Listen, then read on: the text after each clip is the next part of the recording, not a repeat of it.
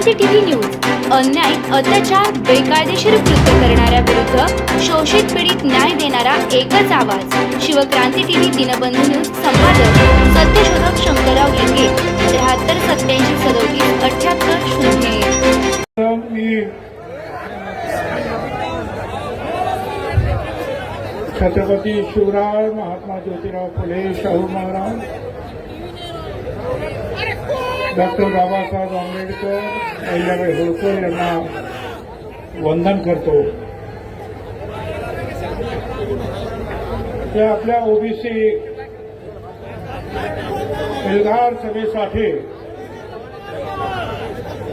त्या सभामंचावर आले असलेले आणि आतापर्यंत त्यांची आपण जोरदार भाषणं ऐकली असे धनंजयराव मुंडे, प्रकाश शेंडगे, आमदार गोपीचंद पडळकर, आमदार मनोज कायंदे, पंकज समीर, लक्ष्मणराव गायकवाड, शबीर अन्सारी, प्राध्यापक लक्ष्मण हाके, माजी आमदार संजय दाऊंड, तोताराम कायंदे, राजारामजी पाटील, मनोहर धोंडे, सत्संग मुंडे, बापू भुजबळ, नवनाथ वाघमारे, ईश्वर बालबुते, पीटी चव्हाण, राजेंद्र महाडोळे, संभाजी झुंजार, सुदर्शन घेरडे, माझ्या सर्व इतर सर्व नेते, माझ्या बांधवांनो, भगिनी आणि मातांनो, खरं म्हणजे राज्यामध्ये अतिवृष्टी झालेली आहे, प्रचंड महापूर आले। असं असताना सुद्धा तुम्ही सगळे इथे आलात ओबीसीची वज्रमूठ दाखवण्यासाठी। त्यासाठी आपल्याला लाख लाख धन्यवाद।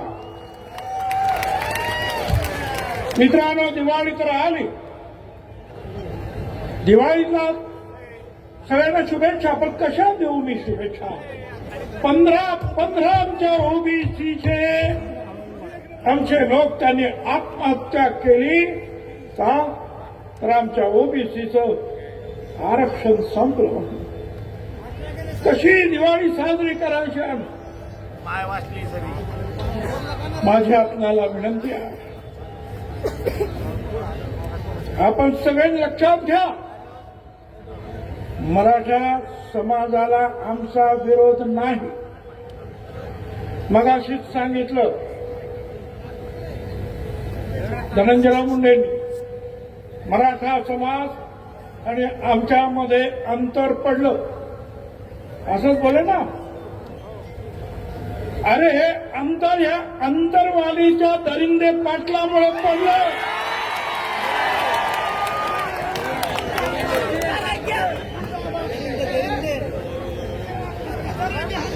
मराठा समाजाला वारंवार आम्ही वेगळ्या आरक्षणासाठी पाठिंबा दिला। मराठा समाजाच्या 58 मोर्चे निघाले,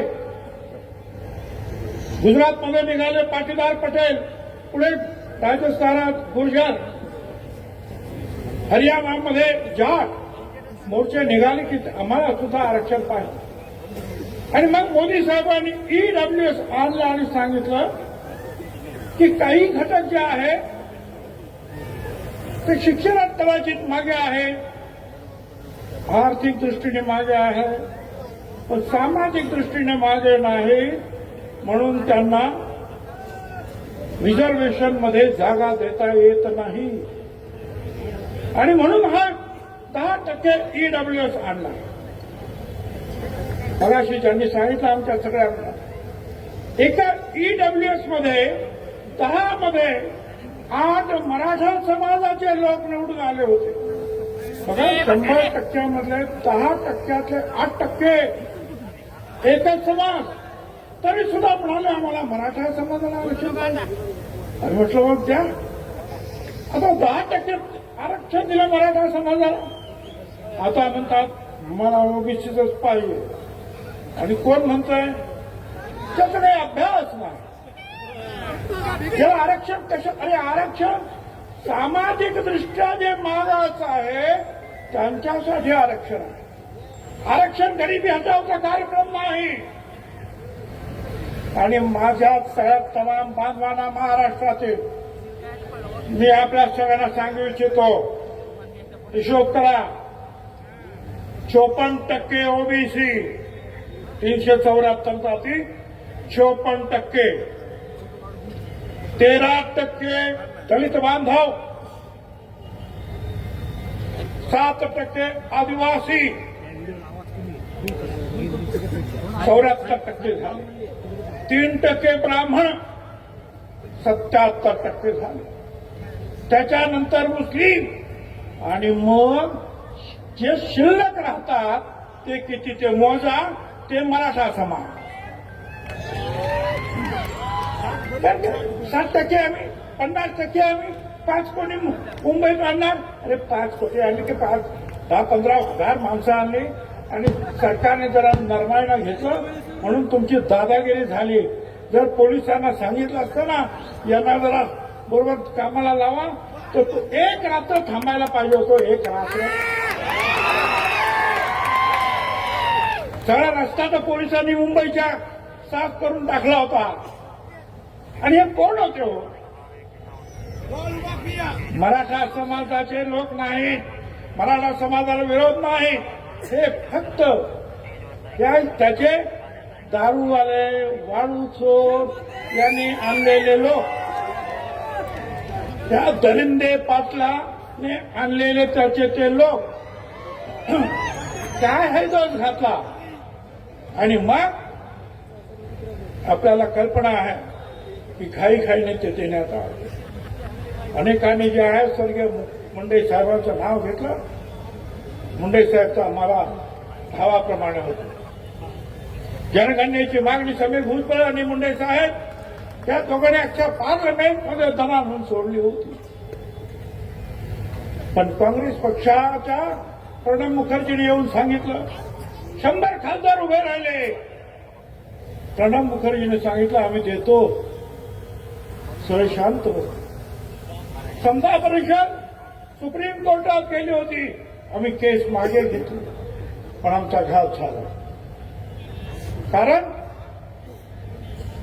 जनगणना जी दशवार्षिक होते, जनगणना आयुक्त, कमिशनर, सेन्सस कमिशनर, ती खरी असते. खोटं सांगितलं तर तुरुंगाची सजा. पण प्रणब मुखर्जीने ते केलं नाही. त्यांनी काय केलं? प्रत्येक राज्याला सांगितलं तुम्ही करा.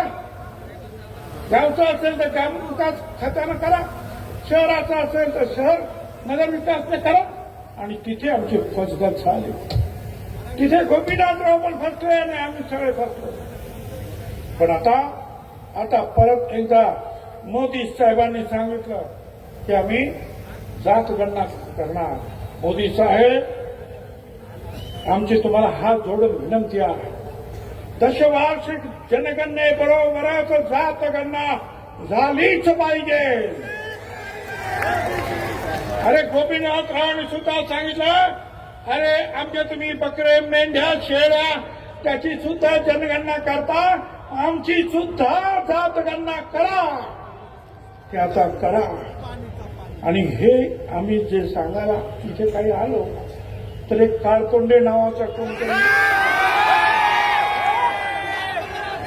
तो काळतोंडे म्हणतो छगन भुजबळ कसा येतो इकडंच ते बघतो.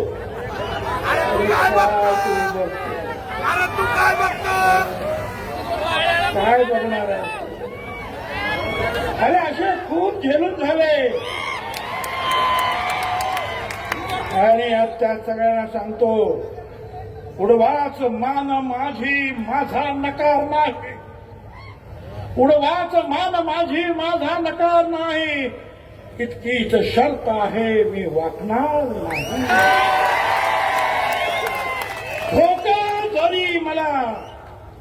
धोका जरी मला रस्त्यात दुश्मनांचा मागे फिरावयाचा विचार कदापि नाही. तू काय रे काळत होत्या मला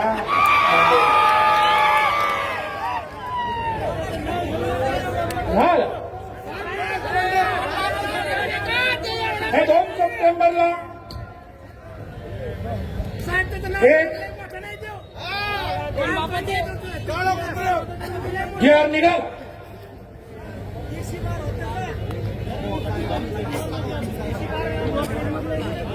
GR निघाला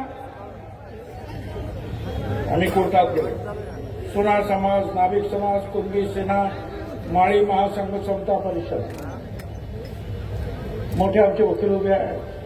माझी खात्री आहे आम्हाला न्याय मिळाल्याशिवाय राहणार नाही. पण आम्ही दुहेरी लढाई लढणार आहोत. एक तर न्यायदेवतेकडे आणि दुसरा जो आहे रस्ता तर आमच्याच बापाचा आहे. लक्षात काय तुम्ही सांगता? मला सांगता तुम्ही येऊ नका. आणि मगाशी सांगितलं, मला वाटतं हलक्याने सांगितलं, तू विखे कसा काय आला? विखे आला आणि सगळ्या महाराष्ट्रामध्ये विखार पसरवून गेला. बरं गेला तर गेला. ते जे काही तुमचं हे आहे ना, GR काढला, हा माझ्याकडे बघायचं तर बघून घ्या.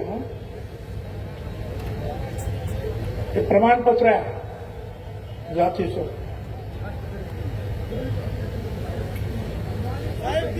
3 तारखेला 3 ऑक्टोबर 25ला सकाळी अर्ज केला.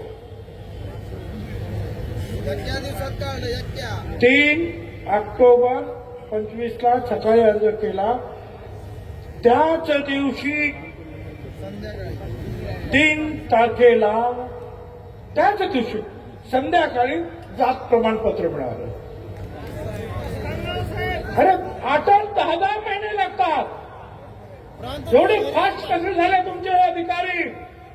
74 वर्ष झाले भेटत नाहीत. हे सगळे जे आहेत अनेक सर्टिफिकेट त्याचे चेक झाले सकाळपासून संध्याकाळपर्यंत. मिळायला पाहिजे, दाखवायला तयार आहे मी. मला माझ्या हातात मी सीएम साहेबांना सांगितलं, मी तुमच्या त्या आपल्या महसूल मंत्री बावनकुळेंना सांगितलं, म्हटलं एवढं फास्ट अधिकारी कधीपासून जन्माला आले या देशात? आम्हाला 10 महिने लागतात, त्याला 10 तासात. हे जर थांबवलं नाही ना तर लक्षात ठेवा, आपणच सांगितलं ओबीसी आमचा डीएनए आहे. हा डीएनए कधी सरकल काही सांगता येणार नाही. बरं हे सीएम या विखेंडी बाबा दिलं,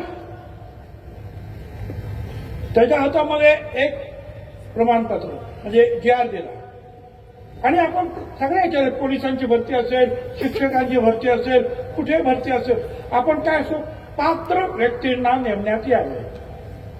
त्याच्यात म्हटलं होतं पात्र मराठा समाजाच्या व्यक्तींना नेमण्यात यावे. याने काय सांगितलं या दरिंदे पाटलाने? त्या विखेला म्हणजे तुम्ही इथं बसा, हा पात्र शब्द काढून या. 1 तासामध्ये पात्र शब्द काढला आणि मराठा समाजाला आरक्षण देण्यासाठी असं करा. कुठला कायदा? हायकोर्टाचे सगळे माझ्याकडे इथं सगळे निर्णय आहे हायकोर्टाचे सहित. मराठा कुणबी या 2 वेगळ्या जाती आहेत. हायकोर्टाचा निर्णय. दुसऱ्या याच्यामध्ये म्हटलेलं आहे की मराठा आणि कुणबी एकच जात आहे असे मानणे हा सामाजिक मूर्खपणा आहे, हायकोर्ट म्हणतात. अरे कसं काय तुम्ही देता? आणि इथे सुप्रीम कोर्टाने सुद्धा सांगितलं की मराठा समाज सामाजिक दृष्ट्या मागास नाही, त्यांना आरक्षण देता येणार नाही, हे त्यांनी सुद्धा सांगितलं. मग कसं काय तुम्ही देता? आणि त्यावेळेस सीएम कुठे होते? सीएम नागपूरला. इथे यांनी निर्णय घेऊन टाकला, पात्र पण शब्द काढून टाकला. सीएमना मला सांगायचं सावधान, ही जी मंडळी आहेत ना ही तुमच्या वाईटावर आलेली आहे, तुम्हाला अडचणी निर्माण करणार आहेत. त्यांचं टार्गेट ओबीसी नाहीये, त्यांचं टार्गेट देवेंद्र फडणवीस आहे, हे लक्षात ठेवा. या सगळ्या बीजेपीच्या सगळ्या नेत्यांना सांगतोय, आज तुम्हाला ओबीसीच्या ताकदीवर 125 135 आमदार मिळाले. त्या ओबीसीवर जर अन्याय कराल तो ओबीसी आज दूध पुढे राहिलेले नाही, लक्षात ठेवा. त्यामुळे लवकरात लवकर याच्यामध्ये आपल्याला मार्ग काढावा लागेल. काही लोकांनी तर एक पत्र पाठवलं लोकांना, मी कुणबी आहे, ज्यांना कोणाला सर्टिफिकेट पाहिजे असेल त्यांना मी देऊन टाकतो की हा कुणबी आहे म्हणून. बघा फिरतंय सगळीकडे. अरे कुठलाही नागपूरचा एखादा कुणबी किंवा कुठला, आणि तो आपल्या कोल्हापूरला सांगणार की हा माणूस कुणबी आहे. काय आहे? अरे कायदा आहे की नाही? मी आता नागपूरचा निघाला म्हणून सांगितलं, नागपूरचं मला आठवलं, नागपूरला मोर्चा काढला वडेट्टीवार साहेबांनी का, आमचा विरोध नाही. इथेच अंबडला पहिल्यांदा वडेट्टीवार साहेब आले आणि त्यांनी सांगितलं की पक्ष वगैरे बाजूला, हा पुढा झेंडा एकत्र घेऊन आपण जाणार आहोत, लढणार आहोत. परत आमची दुसरी रॅली झाली हिंगोलीला, त्यांना बोलवलं, काय माहिती प्रेशर आली, येतो म्हणून साहेब आलेच नाही. नगरला बोलवलं, अरे या, आलेच नाही. पंढरपूरला रॅली, अरे या, आलंच नाही. अनेक रॅलीज झाल्या, बीडला झाले, अरे या, नाही आले. कुठला प्रेशर तुमच्यावर होता? तुम्ही सांगितलं होतं ना की आम्ही ओबीसीला तुमच्या बरोबर राहणार, मग का नाही? मला काही आमच्या ज्या संपादकांनी फोन केला, तुम्ही का नाही आला नागपूरच्या रॅलीला, का नाही आला सांगू? आहे का रे तो व्हिडिओ? जरा लावा तो व्हिडिओ असेल तर. आवाज द्या, आवाज.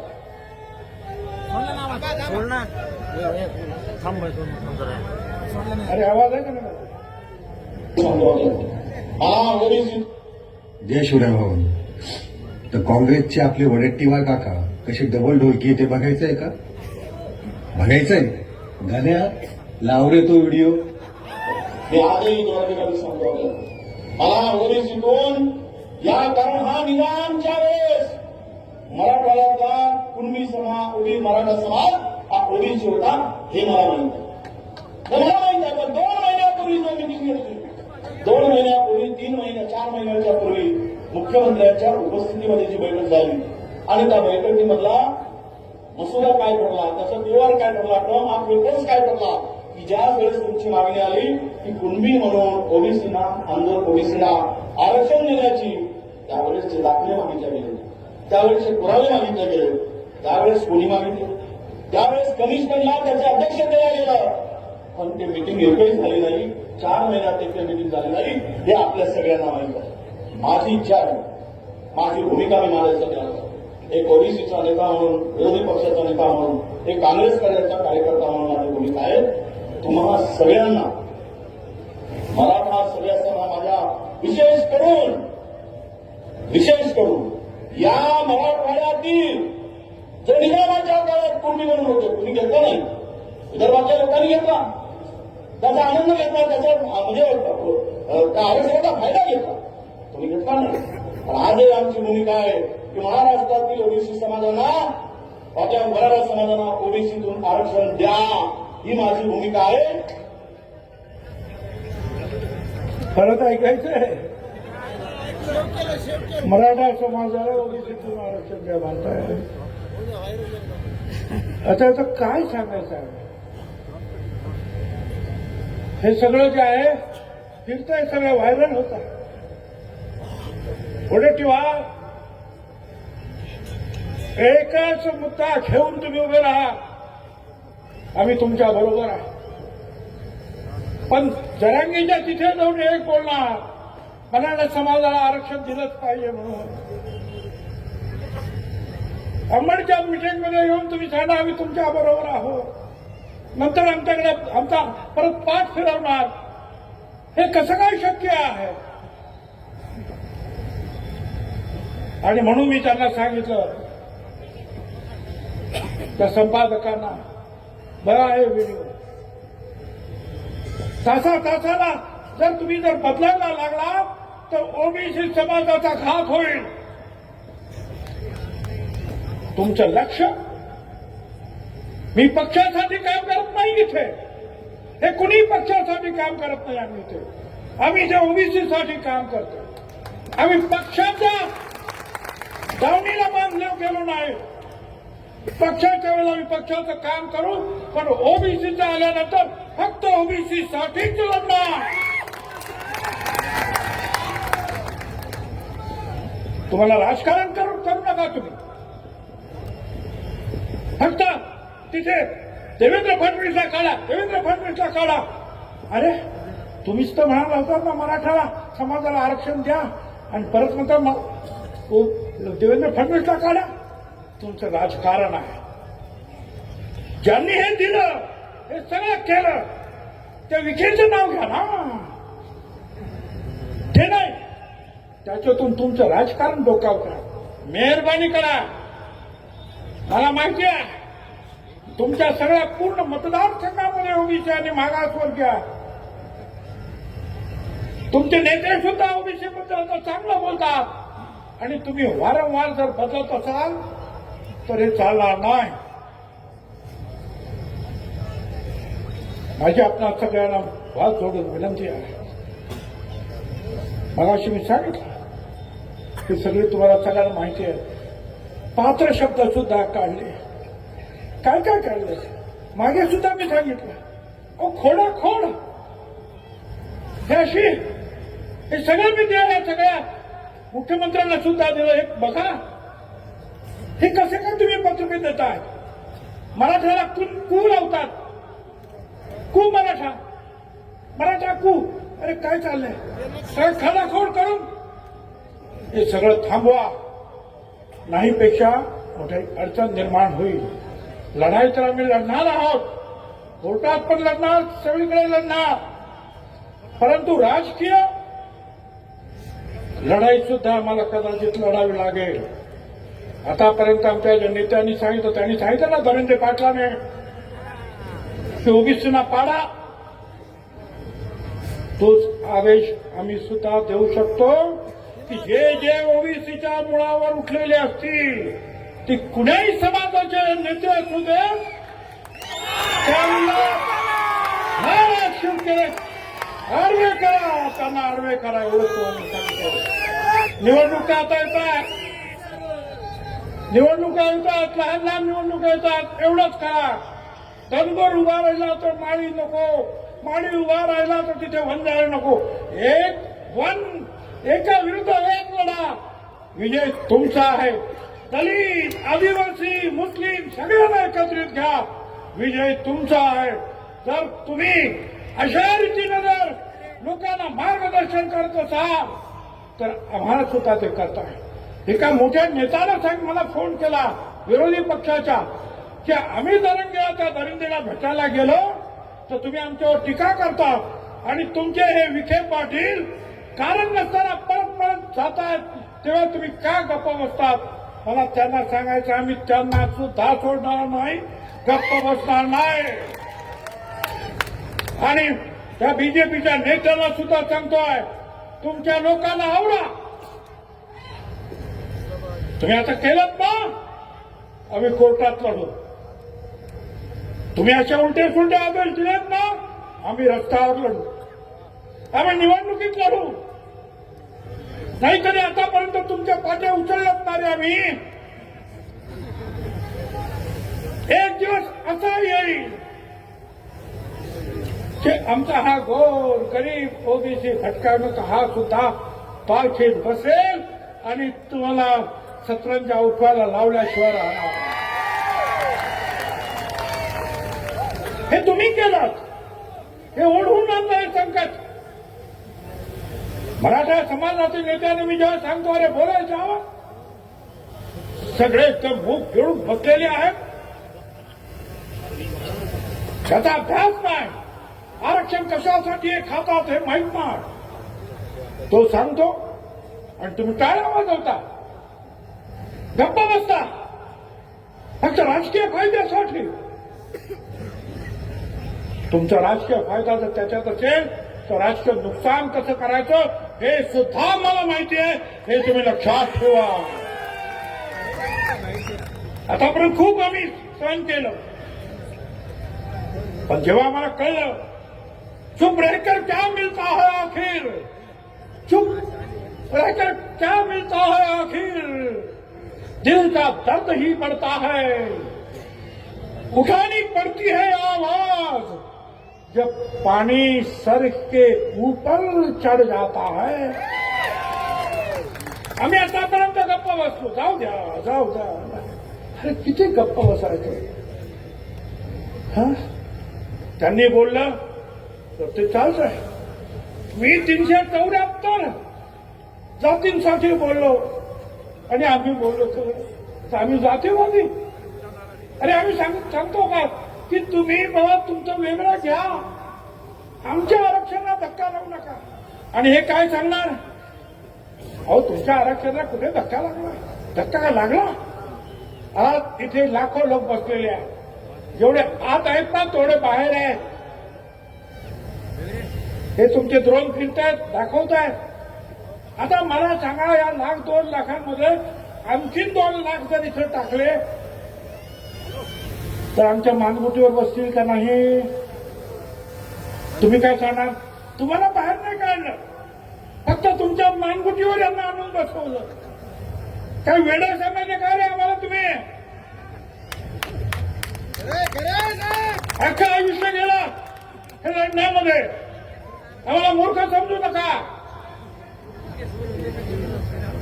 एक आवाज जर बंजारा समाजाने दिल्याबरोबर आदिवासी समाज उठला. मला त्याबद्दल जास्त काय बोलायचं नाही, पण आम्ही मात्र गप्पा बसायचा आहे आणि मराठा समाजाला आमच्या बोकांडी बसून घ्यायचा. कुठला न्याय आला. ईडब्ल्यूएस तुम्ही घेणार, मराठा आरक्षण तुम्ही घेणार, ओबीसी मध्ये तुम्ही घेणार. अरे महाराष्ट्र काही 7-12 दिला का नाही देऊन तुमच्या. छत्रपती शिवाजी महाराजांचा महाराष्ट्र, हे सगळे जे आहेत ना माझ्या मागे बसलेले, यांचेच पूर्वज लढले.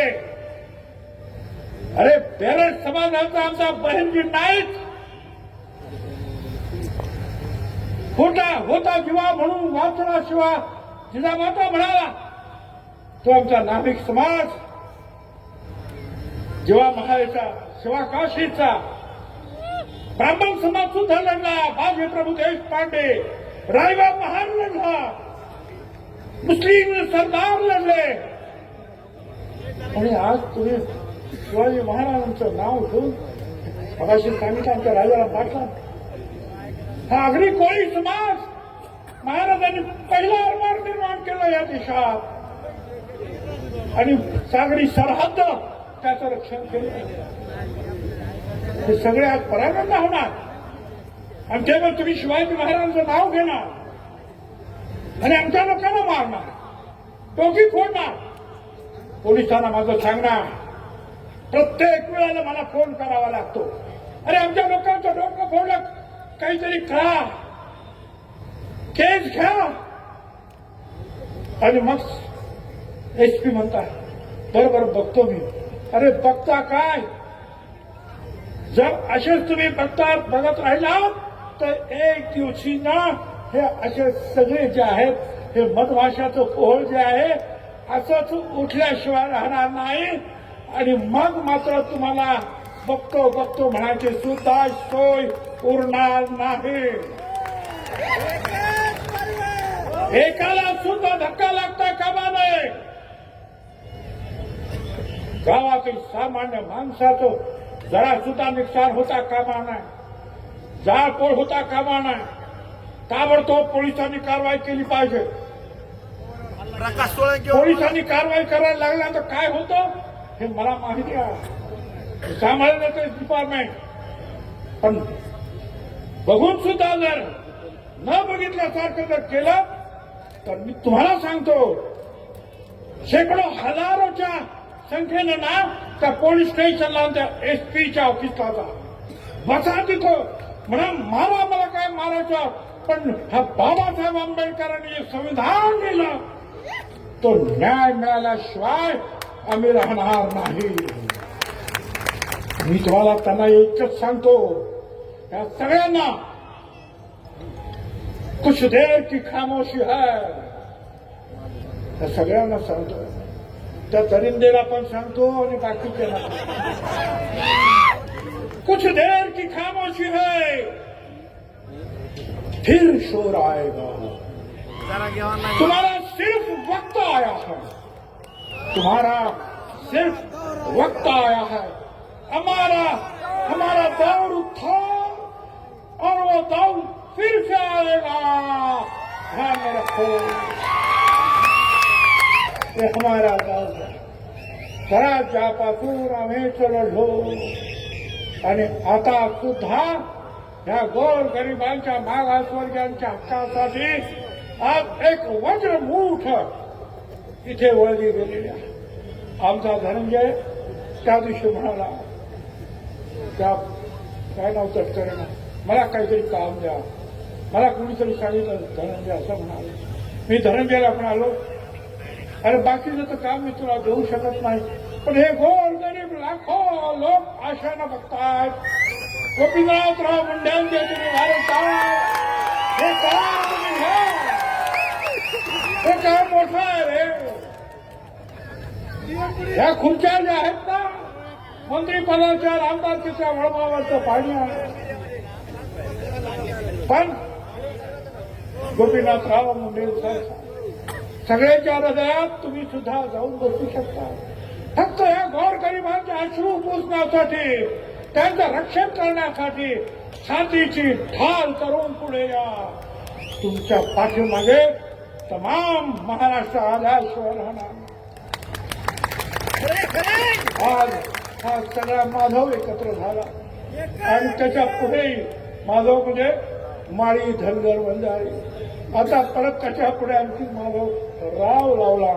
म्हणजे काय काय कोणी सांगितलं आपल्या एकच छंद गोपीचंद, एकच छंद पडळकर साहेबांनी. तर यांना सुद्धा सगळ्यांना बरोबर घ्या. वेगवेगळ्या 374 जाती आहेत. आमचा भटका, अरे काय भटका मी किती मरी आयोगवाले देवी घेऊन जाणारे, या गावातून त्या गावातून पालं घेऊन जाणारे, काय करायचं. कोण कुंभार आहे, कोण सुतार आहे, कोण नाभिक आहे, आणि तुम्ही सांगणार यांच्यावर बहिष्कार टाका. मला सांगा, जर आता या सगळ्यांनी जर ठरवलं की त्यांनी आमच्यावर बहिष्कार टाकला आणि यांनी त्यांच्यावर बहिष्कार टाकलं तर कुणाचं गाडं अडवून सांगा बघू,